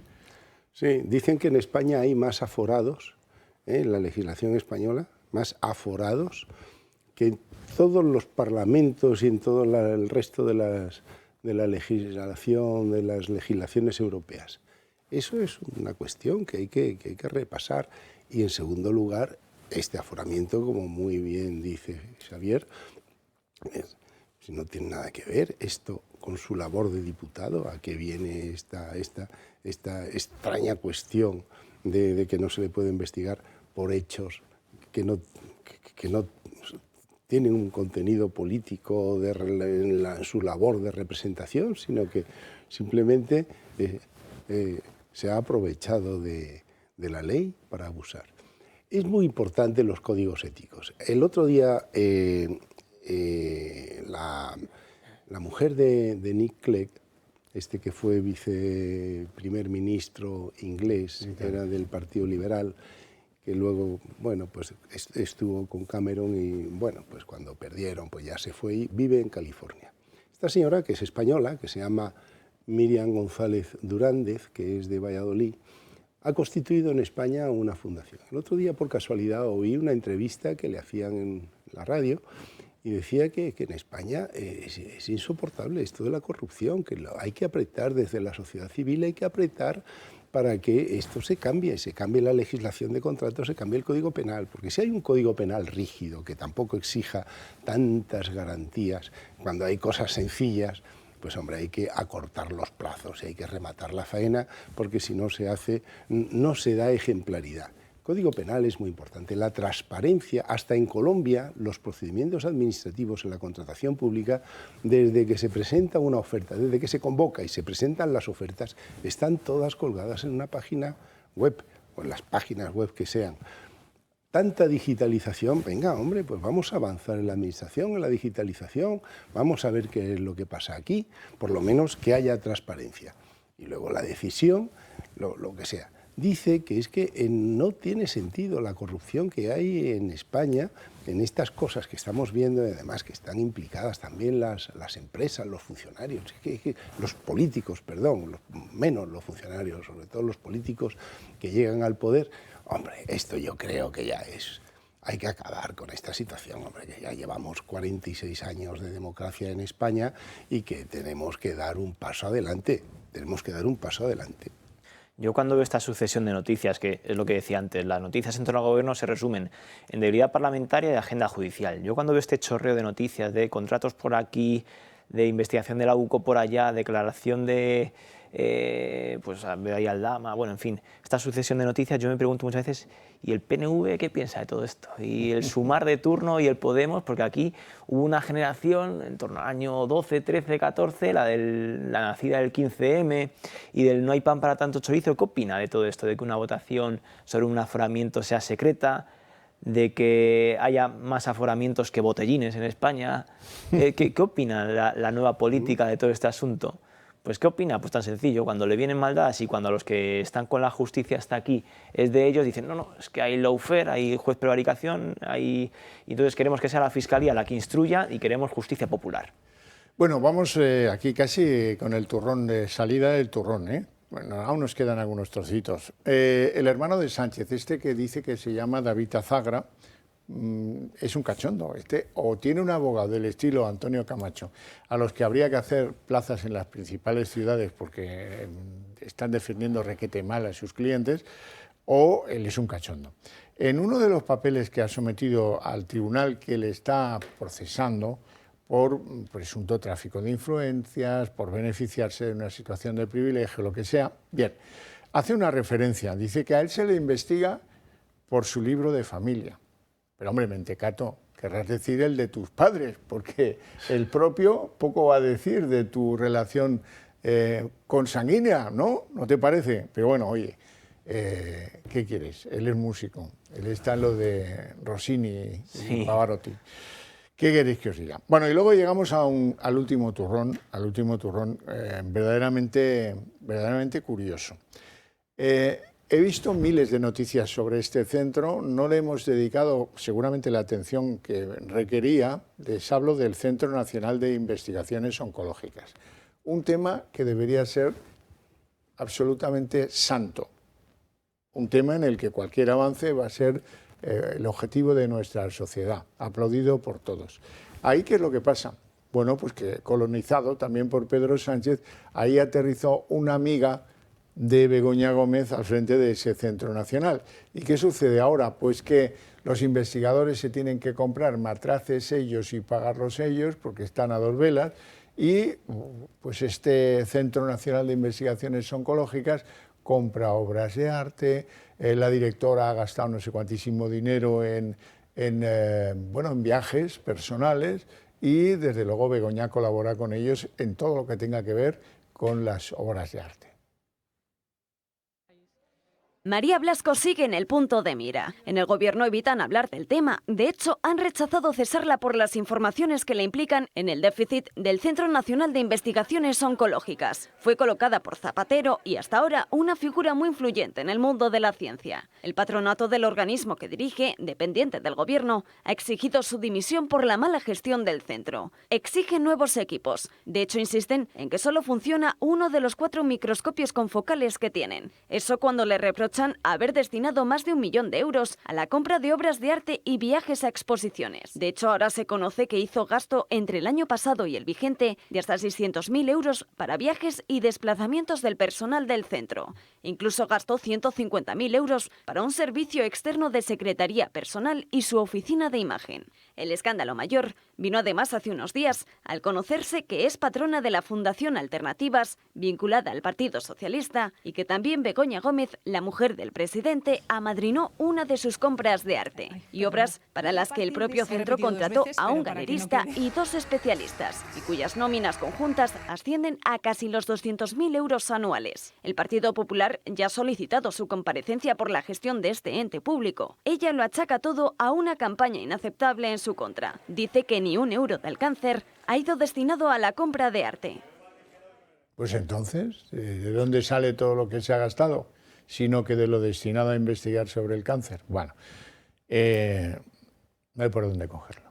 No, efectivamente, gastarse 1 millón de euros en obras de arte cuando este centro de investigaciones oncológicas se tiene que dedicar al estudio de esta enfermedad que es tan grave, tan seria, y que hay tantas fundaciones intentando investigar sobre esta cuestión, y los investigadores que les encantaría poder trabajar en un centro que seguramente será un centro bien dotado porque económicamente, porque cuando le sobra 1 millón para obras de arte, otro 1 millón para viajes, otro no sé cuánto dinero para su imagen personal, una secretaría exterior del propio centro, yo creo que esto es una malversación de fondos, es una vergüenza cuando están los investigadores españoles trabajando en Harvard, por ahí, en Cambridge y en tantos sitios, pudiendo venirse a España, pues porque vemos que hay dinero. Por lo menos con estos 3 millones podían haber venido a lo mejor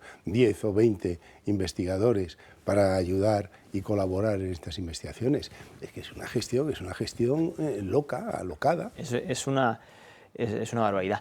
Tú coges el currículum de María Blasco y es envidiable, ¿eh? O sea, tú lo lees, las titulaciones y demás, y oye, yo le reconozco el mérito. Entonces me sorprende mucho que una persona de esa presunta valía cometa semejante dispendio, porque esto me van a decir que esto que voy a decir ahora es demagogia o es populismo, todo lo que tú quieras, pero con 1 millón de euros de lo que has destinado en arte, ¿cuántos microscopios puedes comprar? ¿Cuántas máquinas de mamografías puedes financiar? No lo sé porque no trabajo con ello, pero es una pregunta que me nace, porque aquí en España, cuando se produce un dispendio de esta dimensión, se dice, bueno, pues, todo se responde con lo del chocolate del loro, el famoso chocolate del loro. Pero es que vamos de chocolate en chocolate y tenemos el país manga por hombro. Tú coges, el CIS ha pasado de tener un presupuesto de 8,5 millones a ir ya cerca de los 13. Los sindicatos, pues desde el año 18 han visto duplicadas sus subvenciones, que muchas escapan al control más elemental. Oye, pues es que a lo mejor si en vez de fundirte 1 millón en arte, en 18 millones a mayores a los sindicatos y los 6-7 millones de euros de más que tiene el presupuesto el CIS ahora, con los resultados conocidos, por cierto, que son bastante malos, no sé, ¿cuántas escáneres podrías comprar? ¿Cuántos investigadores podrías pagarle la nómina, no? Entonces, bueno, dirán que esto es populista y que es demagógico, pero no sé, yo si estuviera en mi mano, francamente, yo no compraría una sola escultura mientras uno de mis investigadores le faltasen máquinas para trabajar. Bueno, yo ya sé que en el mundo del derecho el delito es el delito, es blanco o es negro, y no importa de la consideración ético-moral, pero a mí me parece que robar del dinero a los parados, el caso de los seres, o robar del dinero para investigar soluciones oncológicas, me parece que es un delito mayor. Lo siento, pero soy en eso. No, es así. Es que la ley tiene que tener un fundamento moral, porque es la justicia. Estamos acostumbrados a ver las normas de tráfico y eso, bueno, pues son elementos objetivos. Si usted va a 55 kilómetros por hora, pues ha rebasado 5 kilómetros. No. El fundamento del derecho es la búsqueda de la justicia, facilitar la convivencia, el equilibrio entre las personas, el que los jueces, por eso, hacen este estudio tan a fondo, estas instrucciones o el análisis en los pleitos civiles de todas las pruebas para poder dictar justicia. Si es que esto es un acto detrás de otro de manifiesta injusticia. Es que esto es injusto porque es inmoral. Si es que la ley tiene un fundamento moral. Antes citaba la ley de la función pública o el artículo 103 de la Constitución, donde habla que los funcionarios tienen que actuar con objetividad. ¿Objetividad qué significa? Pues que no te inclinas a favor de los amigos del PSOE, a favor de los amigos de los demás, sino que tienes que actuar con objetividad, con arreglo a la ley. Eso se ha perdido mucho y hay que volver. Y esto que decía Jorge, creo que es muy importante. La gente joven tiene un gran sentido de la justicia y no se tiene que conformar con estas situaciones de corrupción, de tráfico de influencia, etc. Se tiene que rebelar contra eso, porque es una injusticia con ellos y con España. Claro. Sí.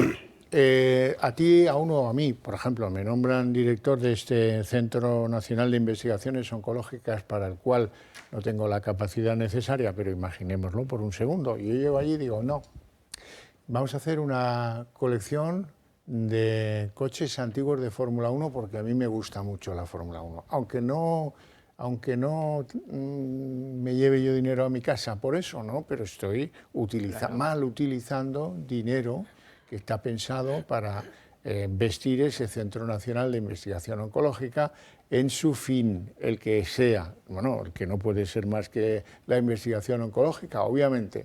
No, a mí me gusta mucho el arte, voy a desviar unos fondos de aquí se va a quedar, ¿eh? Yo no me llevo de esto nada a mi casa, no tiene que ver con eso. Tiene que ver con algo mucho más serio, mucho más hondo. Pero claro, cuando uno es amigo de, pues uno se cree que puede llegar a un sitio y tomarlo al asalto. Bien, vamos a hablar de la Dana y de las víctimas, los afectados por la Dana. Hoy he leído, ahora lo vais a ver, un titular según el cual las administraciones de Sánchez y Mazón, que no son capaces de ponerse de acuerdo para llevarse la inmensa cantidad de coches chatarra que hay en numerosas campas y que nadie se pone de acuerdo sobre quién debe retirarlos ni cómo, pues parece que han repartido a dedo 385 millones para reparar los daños de la riada de Valencia. Cuando uno lee esto dice, bueno, pues mira, oye, aunque sea a dedo, a lo mejor era el procedimiento más rápido. No, porque a la que rascas descubres que, bueno, pues la parte mollar se ha entregado por parte de la administración Sánchez a la Confederación Hidrográfica del Júcar, que dirige uno famoso por haberse presentado en listas electorales del PSOE y que no parece que cumplieran su función, ¿eh? La segunda parte gruesa se la lleva la Diputación Provincial de Valencia. Claro, eso explica que sean a dedo. La Diputación Provincial de Valencia la maneja el Partido Popular, hay que decirlo. Y la tercera parte, la Generalitat Valenciana, que preside Carlos Mazón. Esos son los grandes de los que han recibido la pasta para reparar los daños de la riada. Eso es mucho más normal que lo que decía el titular. A dedo aquí, pues sí, lo justo, pero ha ido a otras administraciones que también son públicas. Carlos Mazón, que ha hecho hoy un reconocimiento, bueno, la cosa de Mazón está un poco en nebulosa, porque hay quien duda que estuviera en el famoso restaurante en el que se fue presuntamente a comer con una periodista para ofrecerle la dirección de la televisión valenciana, en fin, tal. Él hacía hoy declaraciones y decía que efectivamente que la Generalitat no había pagado esa comida, a la que parece pretender que había asistido como presidente del PP. Supongo que le habrá pagado el PP. Aquí que la pague el propio político ya eso sí que es un caso raro. Bueno, vamos a escuchar a Mazón y lo que decía hoy. Todos tenemos que mejorar siempre. Yo creo que se trata siempre de mejorar de la mejor manera posible, ¿no? Es el momento de seguir trabajando hacia adelante. Es el momento de seguir recuperando. Yo lo que tengo que decir es que yo sí que pertenezco a un gobierno que hace autocrítica permanentemente, que sí que pertenezco a un gobierno que está tratando de avanzar en la recuperación. Bueno, yo no sé si este hombre es consciente de que en su partido le han dado un plazo y que si esto no llega en la situación en la que está ahora, que falta por actuar la Fiscalía Valenciana, recuerden el caso Paco Camps, no sé cómo llegará Mazón a mayo.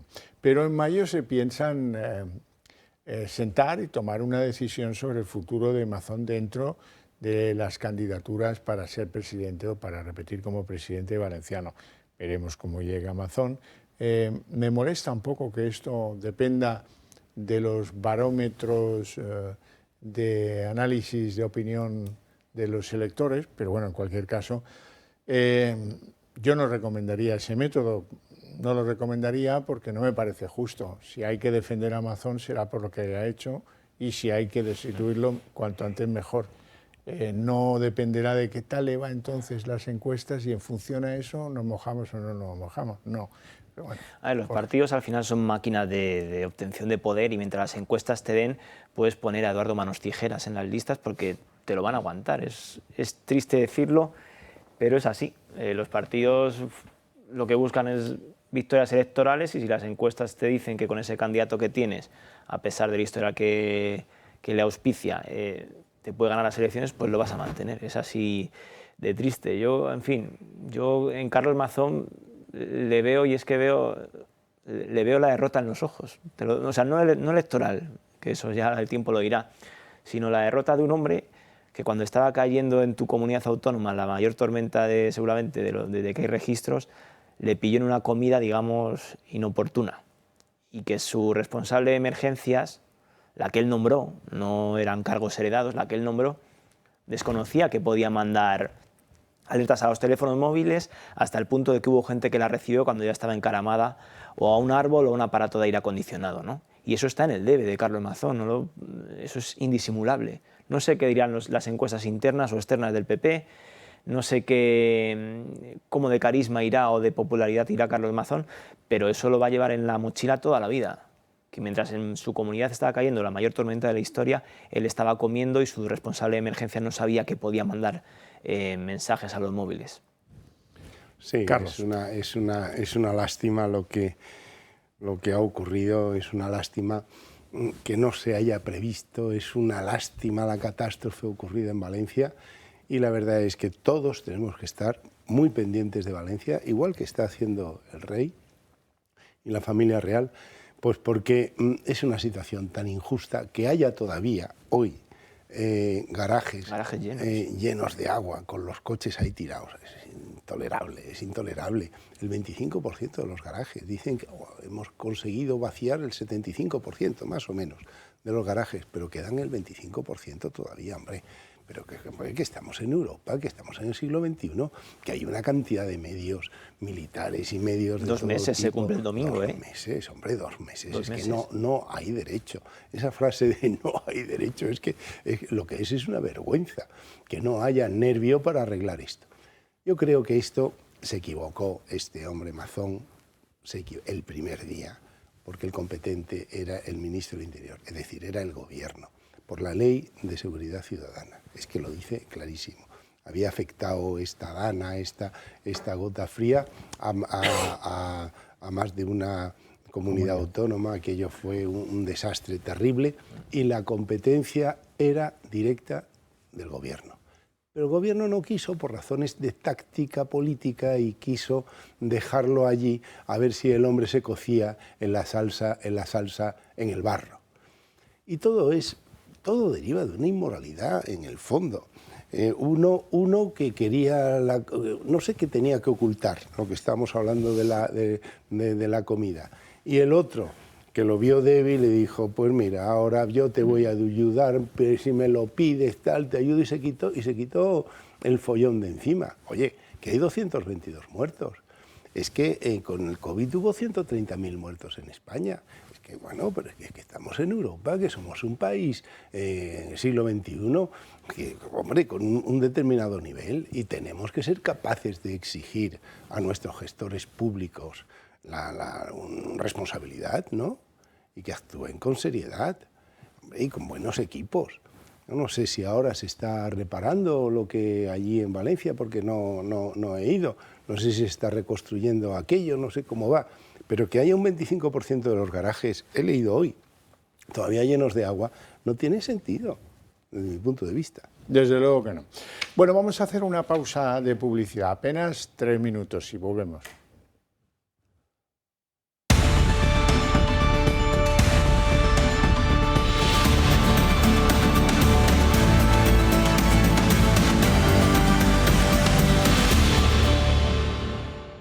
llegamos a ese momento en el que me pone muy feliz, porque es lo único que decido yo. ¿En qué momento les hablo a ustedes del Club de Amigos del Toro Televisión? Todo lo demás lo decide el equipo, que está muy bien, estoy contento. Pero bueno, llega ese momento. Tengo que comentaros que si estáis un poco como yo, molestos con que el mecanismo del boca a boca no sirve para que cada vez más españoles piensen como vosotros o como yo, porque la velocidad de transmisión de las necesidades que nos parecen políticamente recomendables, pues no puede ser la cena navideña, ni la cena de empresa, ni los encuentros ocasionales, sino que necesitamos un vehículo que vaya a mayor velocidad. Me permito sugeriros que penséis en echarnos una mano al Toro Televisión como cadena con la que compartís un porcentaje de esas ideas, de esos valores, de esa sensación de verdad de regeneración de nuestro país. Y si nos apoyáis, lo que sí parece obvio es que podemos ir todos un poco más deprisa en la extensión de las ideas. ¿Cómo se hace para entrar a formar parte del Club de Amigos? Muy simple, hay que llamar a ese teléfono que aparece en pantalla, 91 616 2464, y en 5 minutos resuelto. Y los amigos del club me recuerdan que os diga que todavía tenemos abierta una especie de bazar de productos que pueden ser estupendos regalos navideños a unos precios que son privilegiados. Así es que no os arrepentiréis si le echáis un vistazo a los productos de los que os hablo en el bazar navideño, que está en la página web, Club de Amigos, en fin, ahí lo veis en pantalla. Relojes, pulseras, llaveros, bolígrafos, delantales, libros, hay un montón de cosas. Todas ellas pueden ser un muy buen regalo. Volvamos con la información. Alberto Núñez Feijóo hacía su propio balance de lo que ha sido este año y lo hemos querido recoger con algunas frases que nos han parecido lo más singular del mensaje del presidente del PP. Los reyes, con su cercanía y sin que nadie se lo hubiese pedido, nos representan a todos los españoles más que nunca. No así un ejecutivo que, con su falta de empatía y su distancia con la realidad, se aleja de lo que es la España de verdad. Coincidir para cumplir el programa electoral sin chantajes, sin amenazas, es lo que debe de hacer alguien que quiere optar a la presidencia del gobierno. Bueno, también ha dicho que Waterloo y la corrupción pues van a jalonar el año que viene y son dificultades muy complicadas para Pedro Sánchez. Ahora, si lo más fuerte que le va a decir Feijóo a Sánchez es que le falta empatía, ya te digo yo que se come los turrones feliz Pedro Sánchez. Fíjate, yo creo que, por hacer un pronóstico, aunque los carga el diablo, yo creo que Pedro Sánchez va de cabeza a agotar la legislatura. Por dos razones muy sencillas, a mi modo de ver.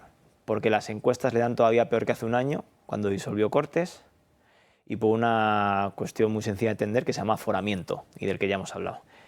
Si en el año de la amnistía, de la intentona de cupo independentista, si en las primeras navidades en las que muchos presos de etarra van a estar por sus casas tan pichis, si en el año de la Dana, si en el año de un montón de historias, en fin, lo ya sabido y lo que se ha comentado aquí, de acuerdo con las encuestas comerciales, las que se juegan el prestigio de verdad, no el CIS, las encuestas de verdad, consideran y están midiendo que solo experimenta cierta subida en intención de voto Vox, creo que el Partido Popular tiene que hacer una revisión de la estrategia que está siguiendo.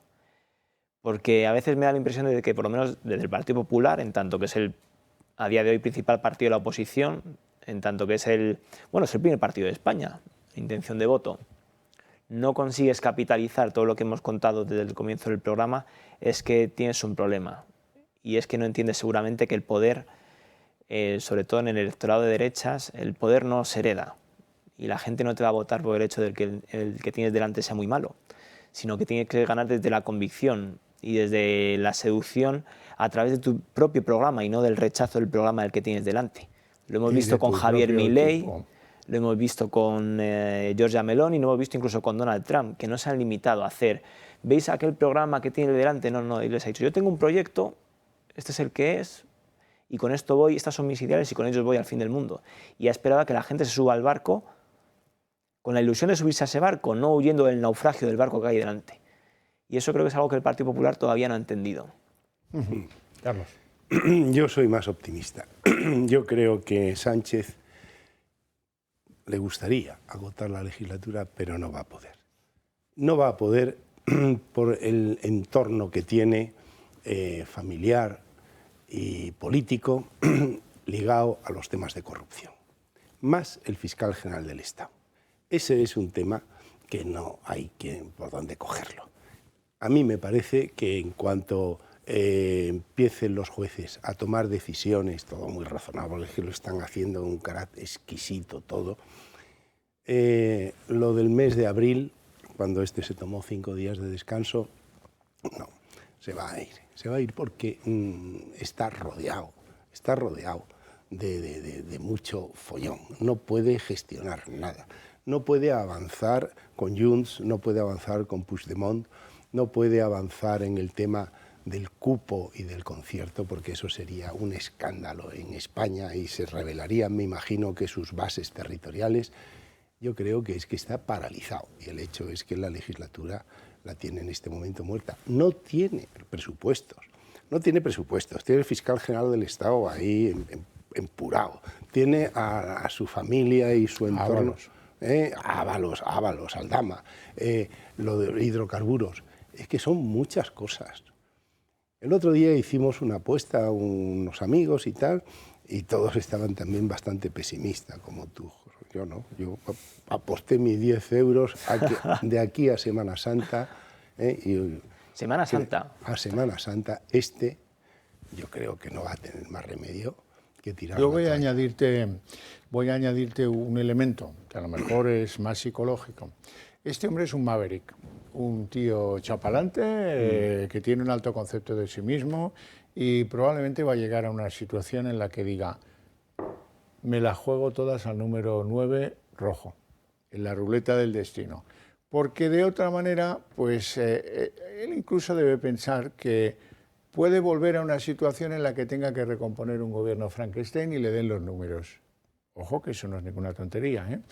Ahora, como deje pasar ese momento, eso se le va a presentar durante muy pocas semanas y se va a acabar. Y yo creo que él, que tiene instinto político, y eso no se lo puede negar nadie, lo va a ver, y cuando lo vea, pues mira, oye, es que no se puede, no hay presupuesto, tal cual, no sé qué.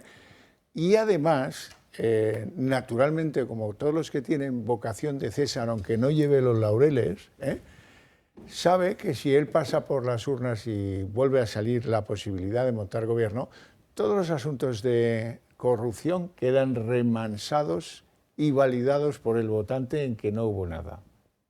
Sí, efectivamente, eso de echar el resto tendría que ser: disuelvo las Cortes, convoco y aquí voy a sacar yo los votos que pueda, igual que la otra vez, y hacer otro Frankenstein. Por eso tiene que estar muy preparada la derecha, tiene que estar muy preparada con su programa.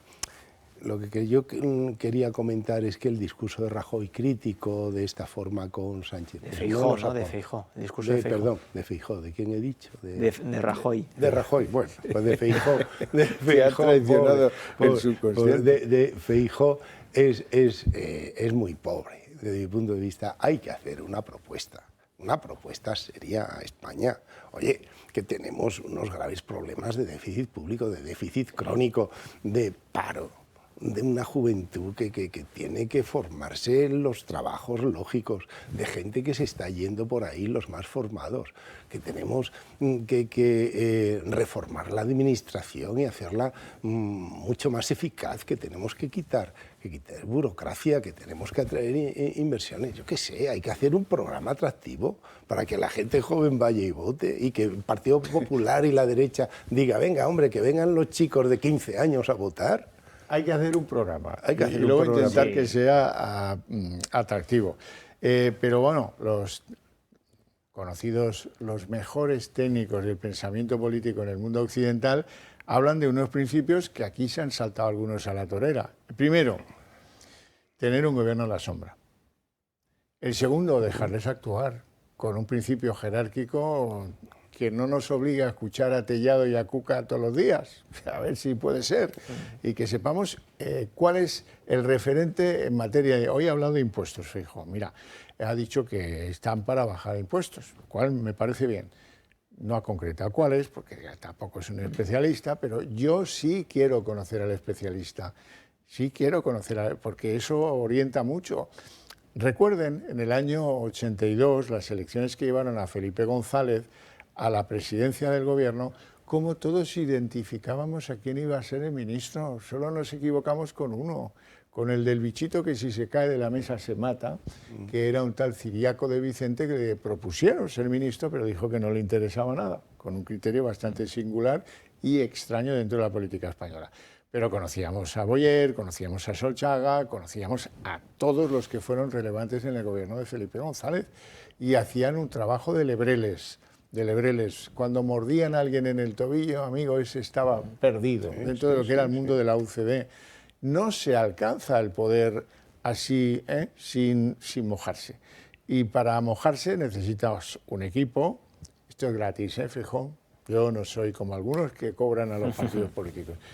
Un programa político atractivo, como se decía aquí, y un gobierno en la sombra urgentísimo en temas como sanidad, como interior, como defensa, como exteriores, como economía, como trabajo. Anda que no hay que hacer en trabajo, con todas las mentiras que se han vertido en lo que es la estadística de los fijos discontinuos. Si eres rubio, no, los rubios no cuentan en el paro. No, es que yo resulta que estoy haciendo un curso, pero estoy parado, cobro el paro. Y dice, sí, pero tú no cuentas para el paro, pues, ¿cómo me estás contando?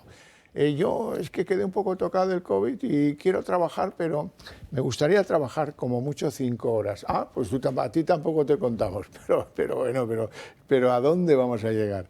Por eso, Feijóo, prepárate, cálzate los machos, como consigas ser presidente del gobierno, te quedan no 2, ni 3, ni 6, te quedan una docena de años para devolver el sentido del servicio público a las instituciones, dificilísimos. Jorge. Es que, por hacer un ejercicio de hemeroteca, el PP en las últimas elecciones del julio 23 se presentó sin decir quién iba a ser su ministro de Economía. Sí, no, sí. Porque estaba convencido de que iban a ganar, pues por lo que decía antes, que el poder lo iban a heredar porque el sanchismo era malísimo, que a mi modo de ver también lo es, y que es nocivo, pero no es suficiente. Sí te puede alcanzar para ganar unas elecciones, pero tal y como está dispuesto el PSOE a convencer y a comprar los votos de todo el mundo en una eventual investidura, tienes que ir a por algo más que la victoria corta, tienes que ir a golear. Y a mí me cuesta creer que no haya nadie en este país capaz de golear a las Armengoles, Koldos, Ábalos y compañía, ¿no?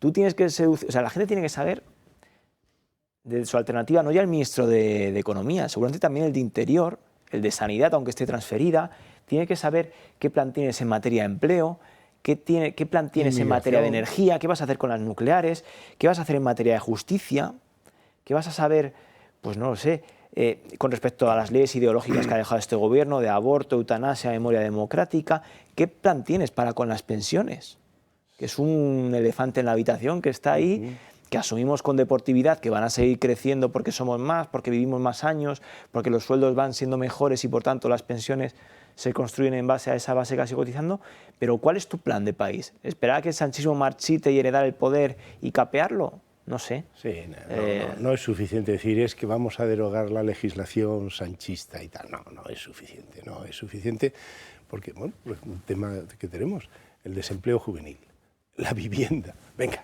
no hay más remedio que construir viviendas. Hay suelo de Madrid a Valencia, todo es llano y se puede construir las viviendas que quieras. La Comunidad de Madrid tiene unas buenas ideas, está suministrando suelo público a constructores, los cuales, eso es un trabajo financiero.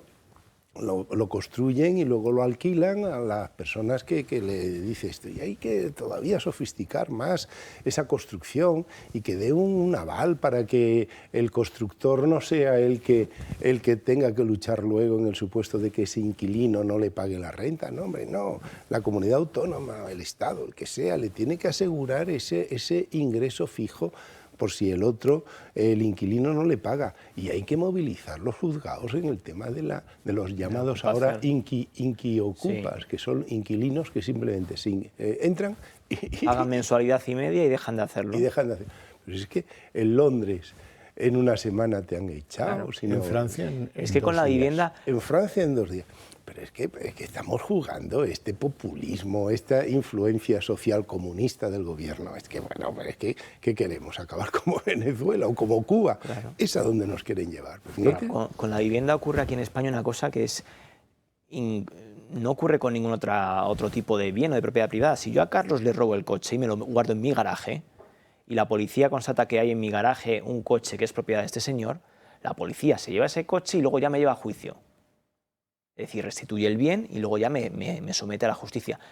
Si yo a un señor le ocupo la casa, es decir, le estoy usurpando esa propiedad, no tengo que entregarle la propiedad y luego ya, si acaso se la entregaré después del juicio. Y seguramente le devolveré la casa ya sin enchufes. Que eso es... Sí, lo que pasa, y sin cañerías. Y no se restituye el bien. O sea, en cualquier otro tipo de robo se restituye el bien y luego ya se juzga. En esto lamento confesar que soy un iracundo radical. Yo creo que en nuestra Constitución hay consagrados muchos derechos, algunos ridículos, porque no se pueden cumplir. El derecho al trabajo, el derecho a la vivienda, y eso cómo. Pero no está para nada consagrado el derecho a la propiedad. El derecho a la propiedad, si acaso tiene una visión por más de policías, cuando un policía tiene derecho a entrar en tu propiedad, cuando no, no. Yo me refiero al derecho a la propiedad, esto es mío porque lo he pagado, porque tengo la escritura y por lo tanto pues puedo hacer el uso que quiera. Y el Estado, la obligación de proteger el uso que yo le quiera dar a mi propiedad. ¿No? Exacto, lo has descrito perfectamente. Pues no tenemos eso en nuestra Constitución, mira tú. Bueno, la Constitución sí está reconocida, me parece que en el artículo 33 se reconoce el derecho de propiedad y luego empieza con las limitaciones que establezca la ley en función de la función pública y tal. Habla de la expropiación con la correspondiente indemnización. Precisamente hablabais de Armengol, que quiso hacer una ley de la vivienda en Mallorca y atacó por ahí, diciendo, pues vamos nosotros a ocupar viviendas, las vamos a expropiar. No utilizaba la palabra expropiación, sino ocupación por razón de interés público y tal, pero claro, enseguida le dijeron, no, hombre, es que si tú expropias, tienes que indemnizar. Entonces ya dijo, entonces no tengo dinero, hay que pagar. No tengo dinero. Lo que quieren es ocupar las viviendas sin pagar. Es la filosofía de los podemitas y todo esto. Hombre, eso es acabar con la propiedad privada. Vamos a analizar un poquito la relación de Sánchez con Puigdemont. Puigdemont, mira, ese día estaba de acuerdo, ¿qué quieres? Hay días que los tiene buenos. Le dijo a Sánchez el otro día que esto de hacerse una foto, que ya ha pasado el momento, que la foto no le interesa nada, él saluda y la foto no le interesa nada, que eso a Sánchez sí le hubiera venido bien, a él no, lo que quiere es una reunión seria, larga y en la que se traten los incumplimientos o presuntos incumplimientos, porque como no sabemos qué es lo que pactaron, difícilmente podemos aquilatar qué es lo que está por ser cumplido. Pero bueno, es lo que tienen estas cosas ocultas que tanto le gustan a Santos Cerdán y al presidente del gobierno y todo eso. Esto por un lado. Y por otro lado, ayer asumía Salvador Illa, el exministro filósofo y ahora presidente de la Generalitat, el primer socialista, ¿verdad? Primer discurso navideño, y hizo una cosa que parecía Albano cantando aquello de Felicita. Vamos a verlo. Perquè la història ens demostra que Catalunya ha avançat més quan ha confiat en ella mateixa. En definitiva, quan hem enfortit la fraternitat que uneix persones i territoris. El 2025, fer una Catalunya més cívica, una Catalunya més amable i una Catalunya més pròspera comença per cadascú de nosaltres mateixos, pels petits gestos quotidians, per respectar-nos, per escoltar-nos i per comprendre'ns. Be happy, ya lo decían los hippies, la generación... Es que, mira, justo veía una estadística de lo que es la tasa de agresiones sexuales por provincias en España. Y las 4 provincias españolas donde más agresiones se producen por cada 100.000 habitantes son las 4 provincias catalanas. Me parece fenomenal los territorios y todas estas cosas, pero es que luego no se corresponde con la realidad. Es que Lo que no puedes es pretender vender que Cataluña es una Arcadia feliz cuando tienes la lista de espera más larga de España, cuando tienes esa tasa de agresiones sexuales y esa tasa de conflictividad y de delincuencia tan elevada. No casa con la realidad. Puedes vender el discurso que no cuadra. Y sí, los abrazos, el amigo invisible, todo esto sirve en las Navidades, pero la más grave de las agresiones a la libertad individual se produce en Cataluña con la gente que tiene hijos que quiere que se escolaricen en lengua española y no les dejan hacerlo. Así es, así es. Durante años hemos estado conociendo aquí, bueno, viene Pepe Rusiñol y hemos conocido todo lo de la sociedad civil catalana. Eso es una falta de ética, de moral. No se respeta el derecho fundamental a la lengua materna, después de haber ellos invocado tanto la lengua, el derecho a estudiar la lengua materna. Pues eso hay que repetirlo y repetirlo y repetirlo. Y están trabajando muy bien muchas asociaciones. La mía sí, la tuya no. Eso es lo que piensan. Y Salvador Illa forma parte de ese conjunto monolítico que piensa de ese modo.